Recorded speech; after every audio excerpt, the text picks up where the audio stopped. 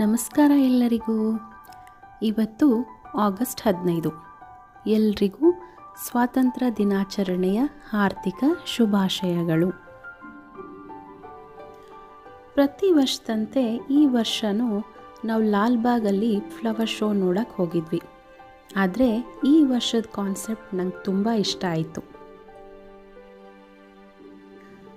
ನಮ್ಮ ಉತ್ತರ ಕರ್ನಾಟಕದ ವೀರವನಿತೆ ಕಿತ್ತೂರು ರಾಣಿ ಚೆನ್ನಮ್ಮ ಹಾಗೂ ಕ್ರಾಂತಿವೀರ ಸಂಗೊಳ್ಳಿ ರಾಯಣ್ಣ ಮತ್ತು ಕಿತ್ತೂರಿನ ಸಂಸ್ಥಾನವನ್ನು ಹೂಗಳ ಮೂಲಕ ಇಲ್ಲಿ ಚೆನ್ನಾಗಿ ಸೃಷ್ಟಿ ಮಾಡಿದ್ದಾರೆ.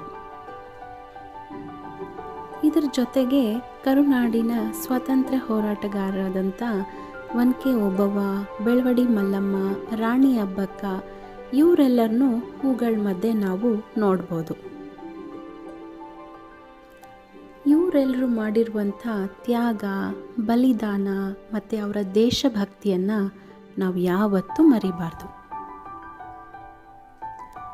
ಇನ್ನೊಂದು ವಿಶೇಷ ಏನಂದರೆ, ಇಲ್ಲಿ ಕಿತ್ತೂರಿನ ಸಂಸ್ಥಾನ ಮಾಡಿದಂಥ ಸ್ವಾತಂತ್ರ್ಯ ಹೋರಾಟವನ್ನು ಹಂತ ಹಂತವಾಗಿ ವಿವರಿಸುವಂಥ ಬೋರ್ಡ್ಗಳಿವೆ.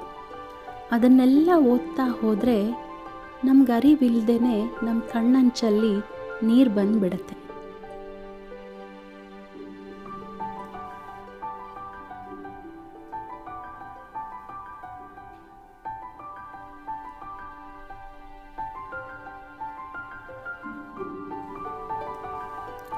ಇಲ್ಲಿ ಸುಮಾರು 6 ಲಕ್ಷದ ಹೂವಿನ ಗಿಡಗಳನ್ನು ಬಳಸ್ಕೊಂಡಿದ್ದಾರೆ. ಆಂಧ್ರ ಪ್ರದೇಶ, ಕೇರಳ, ತಮಿಳುನಾಡು, ನಂದಿ ಬೆಟ್ಟ, ಊಟಿಯ ವಿಶೇಷವಾದಂಥ ಹೂವಿನ ಪ್ರಭೇದಗಳನ್ನು ನಾವಿಲ್ಲಿ ಒಂದೇ ಕಡೆ ನೋಡ್ಬೋದು.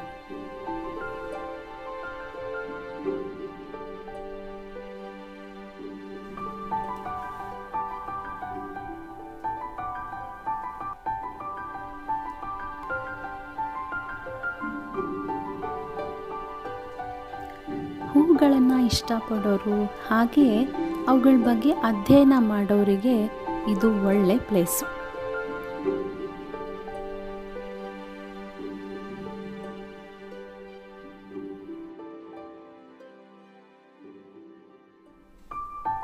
ಈ ಫ್ಲವರ್ ಶೋ ಆಗಸ್ಟ್ 7ರಿಂದ ಆಗಸ್ಟ್ 17ರವರೆಗೆ ಇರುತ್ತೆ.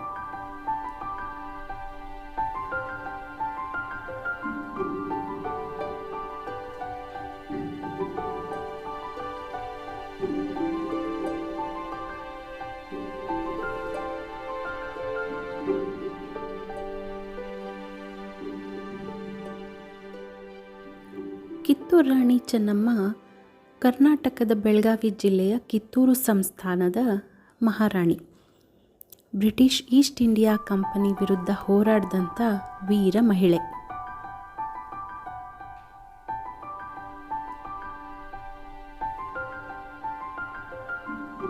ಮೊದಲ ಯುದ್ಧದಲ್ಲೇ ಬ್ರಿಟಿಷ್ ಸೇನೆಯನ್ನು ಸೋಲಿಸಿದಂಥ ದಿಟ್ಟ ಮಹಿಳೆ. ಪ್ರತಿ ವರ್ಷ ಅಕ್ಟೋಬರ್ನಲ್ಲಿ ಕಿತ್ತೂರಿನ ಉತ್ಸವವನ್ನು ಆಚರಿಸ್ತಾರೆ. ಇದು ಬ್ರಿಟಿಷರ ವಿರುದ್ಧ ಚೆನ್ನಮ್ಮನ ವಿಜಯವನ್ನು ಸಾರುವಂತಹ ವಿಶೇಷವಾದ ಆಚರಣೆ.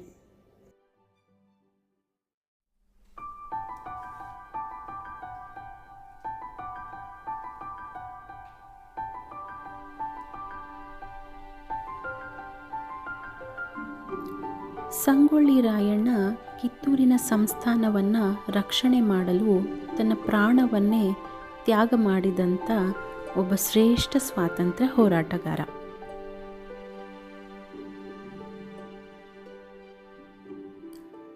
ಇವರ ಸಾಧನೆ, ಬಲಿದಾನ ಕೇವಲ ಒಂದು ದಿನಕ್ಕೆ ಸೀಮಿತ ಆಗಬಾರ್ದು. ಇವರು ಮಾಡಿದಂಥ ಸಾಧನೆಗಳನ್ನು ನಮ್ಮ ಮಕ್ಕಳಿಗೆ ಹೇಳಿ ಅವರಲ್ಲಿ ದೇಶಭಕ್ತಿಯನ್ನು ಬೆಳೆಯುವಂತೆ ಮಾಡೋದು ನಮ್ಮೆಲ್ಲರ ಕರ್ತವ್ಯ.